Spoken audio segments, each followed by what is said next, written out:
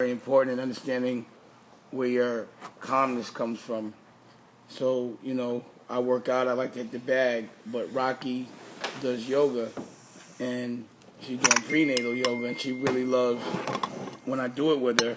But the yoga really is the best thing for my body to stretch it out, to actually listen to my breath. But I also have, I'm fortunate to have a friend that's a therapist, so I do therapy.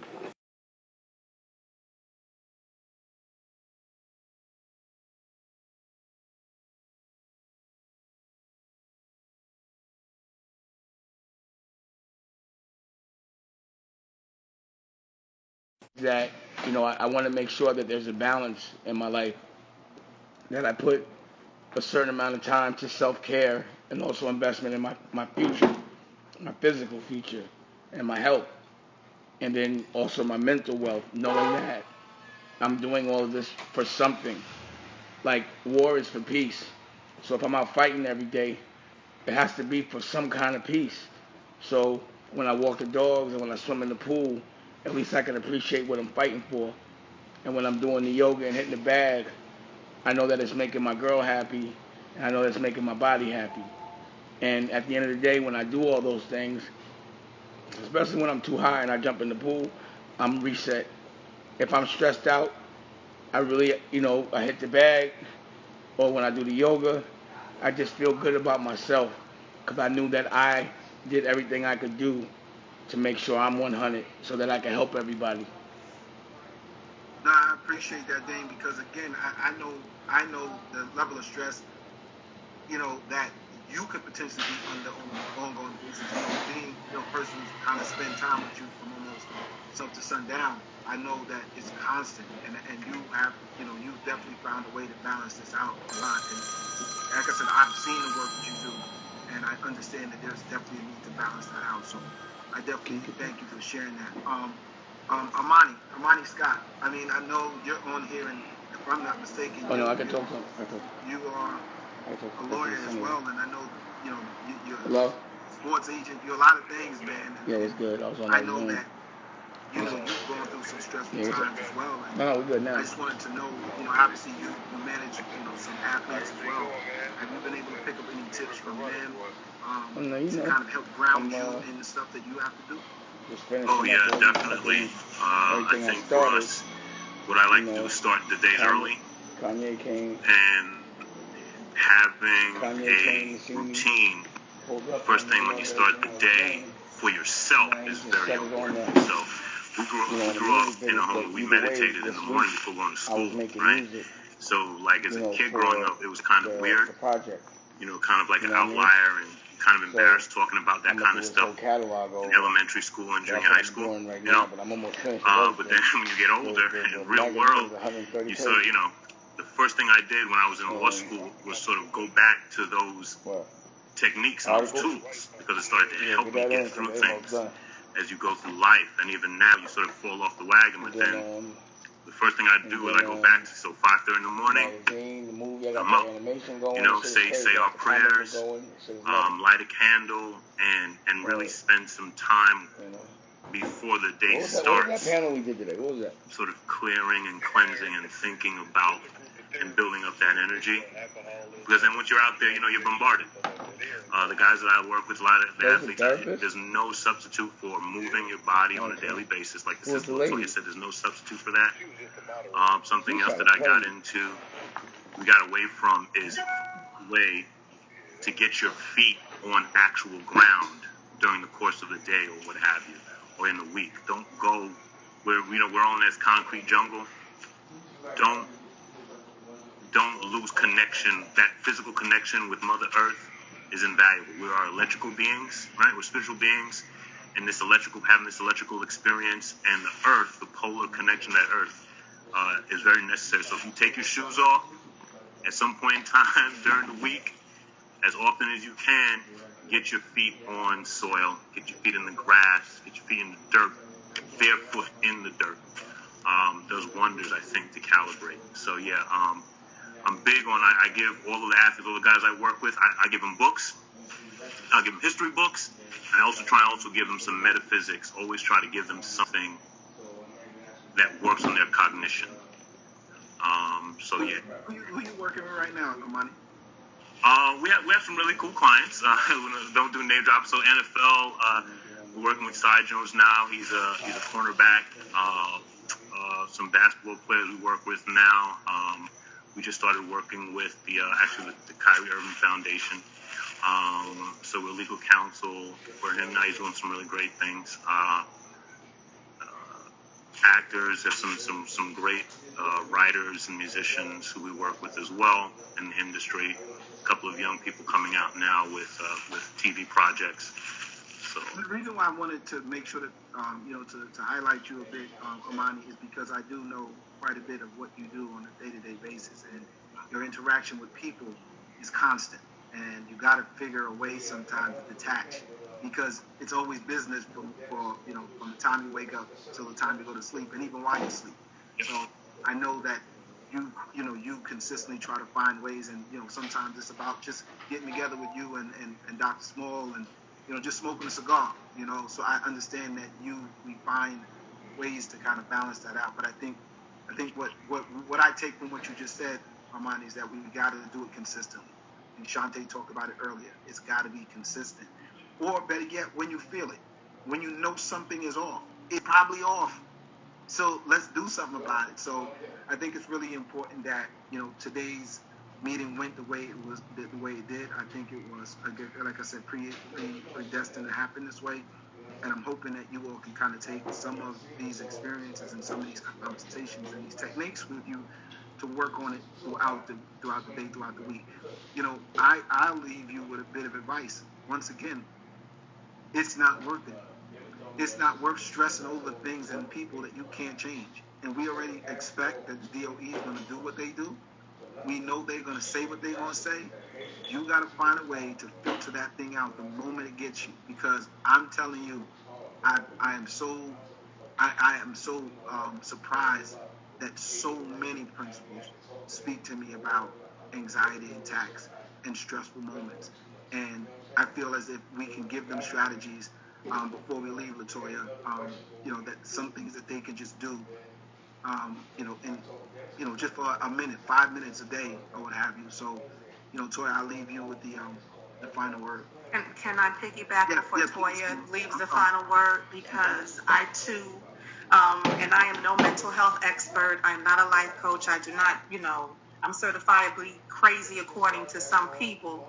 But one thing I do know, is I speak to a lot of leaders of color, and we all have our own, not a hidden code, but we have a certain place, a certain box that they expect differently than us, where we have to perform 10 times more, so much all the time. And so as I'm speaking to other leaders such as myself, I find that there is a lot more of the anxiety and a lot more of the frustration and a lot more of the need, for medication.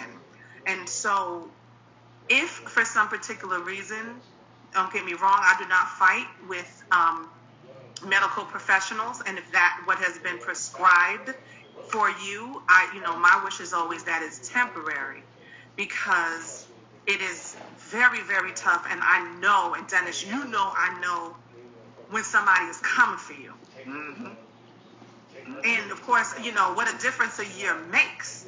But when somebody is coming for you and you can't sleep and you can't function, and then you're gaining, as Latoya talked about, all that stress in your midsection, and all of us, whether it was a COVID 10 or 15 or just the DOE 40, know what I'm talking about. But in particular, Miss Latoya, if you can, not that I'm asking you to fully disaggregate, but there is a certain level, because women and men actually harbor their energy and their weight and their beings very differently. If you can speak to those both sides, because for those sisters who are on today, I know how emotional we are, and it doesn't say that brothers are not emotional, but we as God's beings actually react different kinds of ways. And so if you can also, in your closing, kind of take that into account and see what our next steps for as a people, and as for men and as for women. Yeah, absolutely. So, the first thing I would say is emotions is a part of our being, right? So I believe that we have 4 levels of our being. We have our physical, which we're very comfortable or maybe not so comfortable with, right? The physical being, but that's where we, operate a lot in because we move around and stuff. Then our mental, so we are going and getting our education and being professional. So those 2, we spend a lot of time there. Emotional, sometimes we don't even know what we're really feeling. Our emotional vocabulary is very limited, right? So we use just certain things, and then we don't even know where it's happening within our body. And then lastly, spiritual. So all 4 of those beings. So our emotions are really just energy in motion. Now, we've attached a connotation to whether if we're feeling happy, that's a good one, and we want to run to that. And then when we feel sad, that's when we don't want to talk about, we don't want to mention at all. When it's really just there to teach us something. And if we begin to attend and befriend it and allow it to just be a part of our being and move through us for a lesson of a higher purpose, then we can embrace that emotion a little bit differently. And so it's about the way we hold the mindset of what each emotion means. It's a fact that we are feeling it, and if we can get in tune with where we're feeling it, but the feeling may not be factual with it. Because it's all starting in our mind. So whatever the story we're creating and we're holding in our mind, that's what we will see outside. Once we change our thought, now the situation may not change at all. It may look the exact same, but the way I feel about the situation will be completely different because I'm holding a different thought. So that's where it starts. And so for women, yes, we do hold different emotions because we're not. So we joke about this all the time, right? So when you think about, in the past, like when guys get together, they're going to go play basketball, they're going to do this, they're moving their bodies. So constantly releasing the energy. When women get together, we're going to go to brunch, we're going to go sit down, right? So we're not moving the energy. It's about just having a space of release. And that's why before I even got on the call, I told Dennis, I just love the idea of having this space for principles. And now that I'm on it, I'm like, this is so dope because we have to have a space where we feel comfortable so that we can reveal what's going on because we can't heal anything that we're not going to be willing and brave enough to reveal, right? So this is what it's created here. And from that step, we can begin to release. So the releasing looks like just what we did today. It's very simple. You get to create however much time you want to dedicate to yourself. And like I said, start small. It's the small, consistent steps that makes profound changes. And you can do 1 minute every so often throughout the day, so it's a part of your day. 1 minute of just breathing. So when we just sat and we just did 4-part breathing, connecting to every part of your breath. We're moving so fast, we're breathing from our chest, not breathing from our abdomen. 2 inches below our belly button, 2 inches inside. That's our energy center. That's where we get all of the energy for the day. So remember, you saw the diagram creating that heat here. So allowing that part of our body to be really hot and activating it through belly breathing. Simple, quick, you don't have to buy nothing, go anywhere, you have it all the time, your breath. That's one great thing. This just jumped into my mind, so I'm going to share it because it must be a reason for somewhere. Somebody needs to hear it. So if anyone has issues sleeping, right? Because usually we have issues sleeping because we're thinking about what we didn't do today, what we got to do tomorrow, and then we can't go to sleep, but we really are tired, right? So while you're laying there, that means all the energy is in your head. Bringing your energy down to your feet, like Brother Armani mentioned, that is absolutely great offerings to put your feet in the earth. But if, as you're lying down, you pretend that your feet and just tap your toes. Tapping your toes will bring your energy down to your feet so that all that energy in your head can go down to your feet and you can fall asleep. So if anyone has any of those issues, just tap your feet as you lie down. Just tap. And then it's almost like counting sheep, right? That scenario that you've lived with us before, and you'll find yourself going to sleep. Throughout the day, another really great one is calisthenics. And this might be one like sometimes women are like, I don't want to do, but it really does open up your chest, especially push-ups. That's a really great, and I know I said the word push-up, y'all like, what? But it really does help open up your chest. So it's very important. Remember, stress lives in your chest. All of these heavy emotions, they're not somewhere out there. They're living in your body. So we have to do something with our body. And anytime, so when I was younger, I just thought when people got old, then they just kind of got sick. I have a different thought right now. what I believe is that over the course of time, holding on to these emotions in certain parts of your bodies create your body at a dis-ease, right? Your body is created at ease, but then when you continue to hold on to your stress, you continue to hold on to your anger, or you continue to hold on to your fear, it manifests itself in your organs. And over the course of time, it starts to make it not at ease.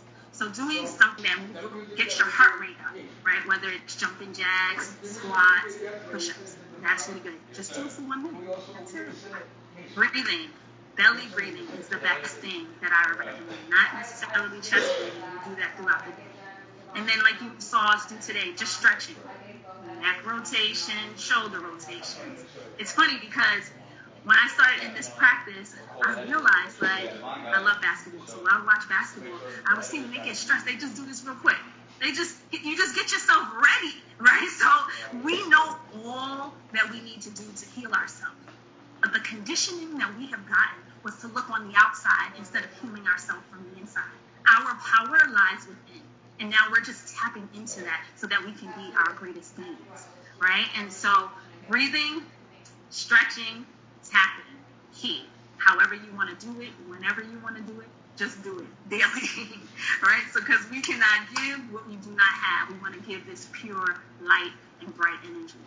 Again, thank you. Any questions? Because I definitely would love to take any questions you have. If you need anything more specific, I'm also going to put my email in the... Because I really just want to support however I can. Thank you, Ms. Latoya.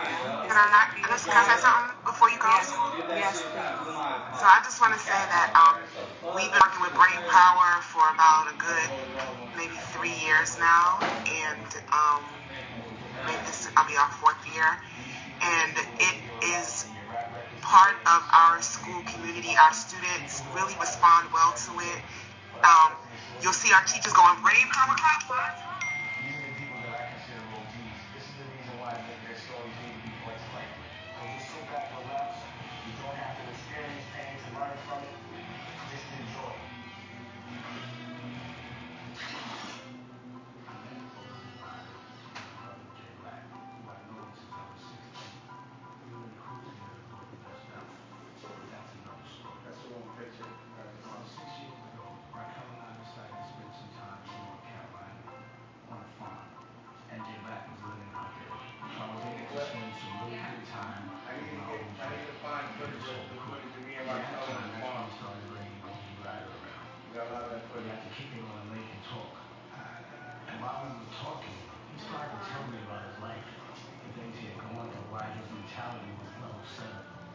I just really liked him as an individual. I thought he was funny and superior intelligence. But when he told me his story and how he maneuvered through life, and the fact that everything and almost every time he went to jail it was over fighting for somebody else, always for love, I just felt like he was a victim of his environment. I always wonder what a person like this would do. I got 2 of these. I'm just going to leave one up here with y'all. Thank you That was handy. I'll leave this in the back. Thank you so much. Oh, yeah.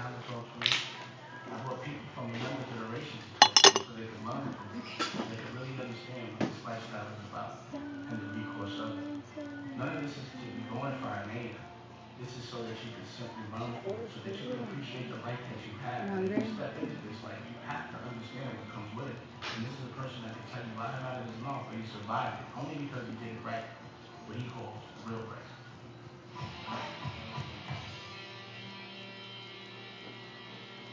Like she was, that's all you want to do. You know when she was call, shit like that. You feel me? When it's going through, that's what they do. I was 10 in the street. I ain't been home since I was 10. I lived with my mother, father, nobody.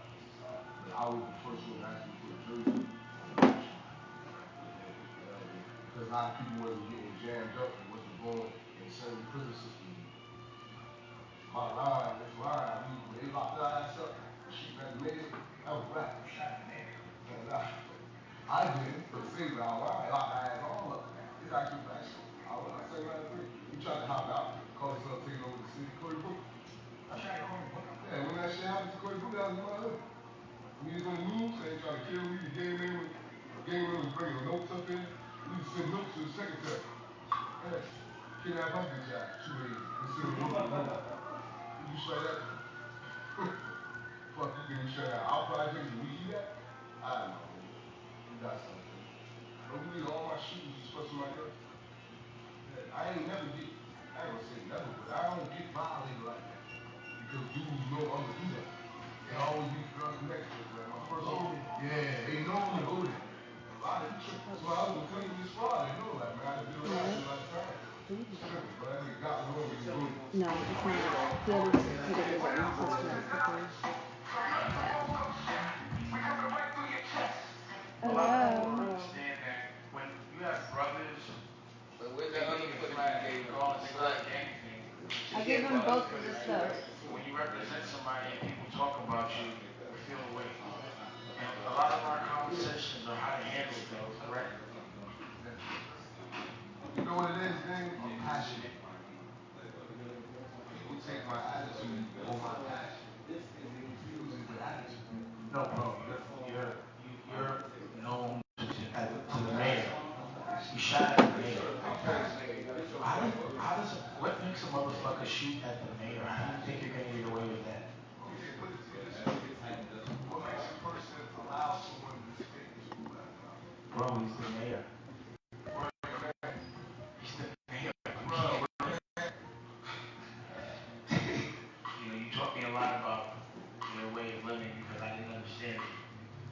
You know what I mean? I couldn't justify it. But when you put it in perspective, I was like, wow. When you get into that light, it's a level 7 mentality. The repercussions is very extreme. You always told me a decision. Like, you told me stress is a choice. Yeah. That's really a choice that is made early on. And once it's made, it's like, it's made so young. So it's not really a choice no more. As you become older, you live with the choice. It becomes a pattern switch. It's a behavior that should just becomes natural. Well, what I think is that when you have to survive, you do what you have to do. But when you pass that test, you have to evolve your survival skills. Because you don't have to protect concrete no more. Where you're from, someone said suck my dick to you, what happens? Death. Now, private school, these niggas play like that all day. And they laugh. That's why I guess I never went to private school. To me, the reason why someone has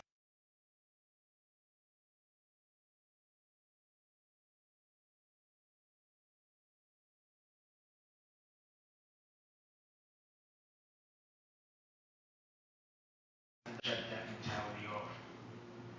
It becomes intellect, man. You know? Again, it's passion.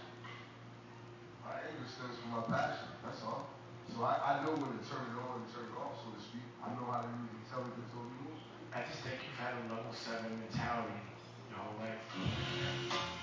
When I was 10 in the streets, I ain't been homeless since I was 10. It was my mother, father, nobody.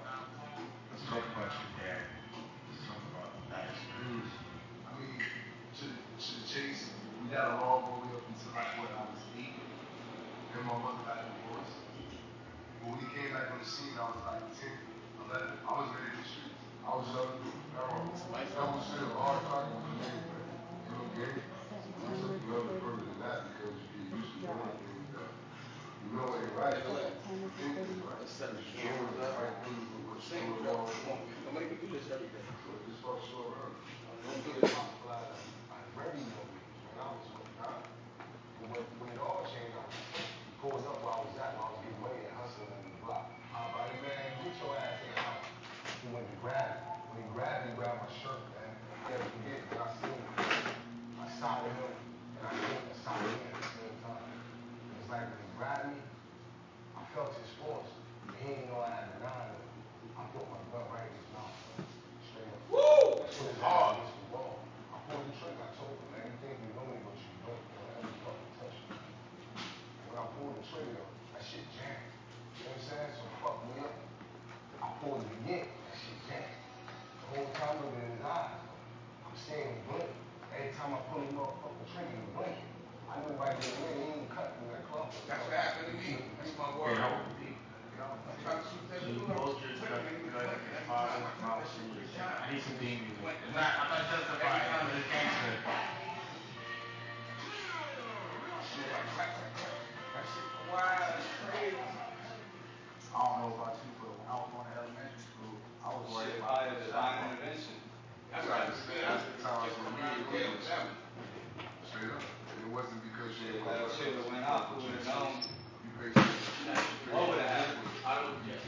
Like, if I leave, I make money right here. If I go to school and things like that, I stay right here. When you're in that mode, you're having vision all the time and worrying about dying and what happens to the human mind is that it shuts down. Those the parts of your mind that's in charge of thinking long term, like what's gonna happen next week if I do this, or what's gonna happen in a couple of months, that gets shut down. Reaction. Yeah, it's day-to-day survival. Yeah. You know, I think black people that go through this, that are really involved, just going through the war, to not having been no therapy, I need prayer. So anything outside of prayer, I can't say I need it. I would want to try therapy because it's an outlet for me. You know what I mean? I used to get therapy by another person that knows real shit. Like, man, it's not my issues. You got your own issues. And now I understand, like, it ain't about the other person. It's really about you. It's going to knock shit off. Get your answers. I talk to myself. It's like, if you can talk to yourself, you can talk to another person. And not even mind how they judge you or even if they will judge you. You get out there. I never talk. That's my problem. I want to get it. Right. Very smart. I ain't think you had to think outside of counting money. That's how the street raised you. So if it ain't money, right? You think, do what needs to be done. Yes. I gotta stop, man. We got some tools here. So much because Some pliers or something. Like what? a lot of people move. Or like maybe like a monkey wrench or something. Well, I think he loved the people so much that every time it was intriguing about his story. Every time he's going to jail, it's to protect himself. My cousin got jumped at a party right now. He come the next morning, like ain't nothing though. Shit all swollen up, eye, the fuck. Yeah, get in the loop, what they jumped you? Yeah. Franklin Street. Franklin Street. Man, take me down there. I was 15. It was a Saturday night. I remember November 14th. So when he come to the block November 15th, it was a Sunday morning. And he was telling me he got jumped and shit. I'm like, what do you mean I jumped? And he got in the car, I'm like, what the fuck? So he telling me, I'm like, man, take me to get some weed. So while he telling me, and we going, it happened to be the same dudes he telling me, you take me to get the weed from. But he just don't know that I'm balling inside, like telling me. So he, you know what I mean? He's like, man, yeah, I'm like, oh, word up? I said, I know a couple of them. So when we pull up, I just, you know, it's like 10 in the morning. They sit in the car. It's like 4 or 5 dudes out there. But when I pull up, my cousin didn't know what I was going to do. I just got out the car and was like, let me buy some weed. I knew the dude's name. So when I called him, like, let me get some weed. He's like, oh, what's up? He spoke back to me. He seen my cousin driving the car. So my cousin don't know what's about to happen. I got the weed from him to start dumping him. Shot, all of this. What kind of gun? I had a 9, man. 9. I shot him, I shot his friend, I was in the car. It was a dude trying to run in the store. I shot his ass. I'm shooting at the dude running in the store. My cousin trying to pull off. I'm about to shoot his ass too. You can't dump the bullet. Right. That gave me the opportunity to hit the car. Like, man, come on, man. When you get around the corner, I hear the siren. I'm looking at his face like, man, this motherfucker, man. He's like, man, why you just tell me? I didn't want you to do all that. The flash let me out. Look, we pull over, we had the light, the highway like this, right? We go across the highway and go like this. Man, there's about 50 cop cars. I said, man, let me out, man. He's like, man, hold up, man. Hold up. Let the fuck out. So he go across the light where the cops coming at. I go this way. I'm on foot. By the time I get across the highway into a yard, ditch the gun, got out. Man, I'm sitting on the block smoking a blunt. My homie's like, yo, your cousin's living down the street. I'm like, what the fuck you mean down the street? Like, the police got on the ground. I get up, walk down there. Like, what the fuck? I get down the street, they all on the ground like this. I look my cousin in his eye, man. My cousin Quan, cousin, man.